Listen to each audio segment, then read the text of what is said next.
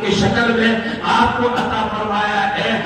حضرت محترم صاحب کی دعائیں، حضرت محترم صاحب کی توجہ، حضرت محترم صاحب کا آپ کے تعلق سے ایسا گہرا تعمق اور غور و فکر اور تدبر کہ کس طرح آپ جو ہے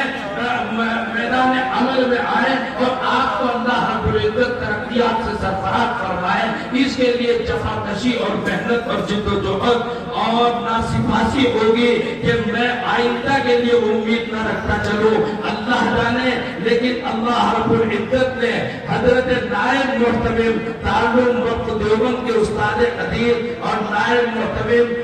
محترم مولانا ڈاکٹر محمد شکیب قاسمی، اللہ رب العزت ان کی عمر دراز فرمائے، صحت و تندرستی کے فیصلے کرے اور ان کو قوت عمل اور زیادہ عطا فرمائے۔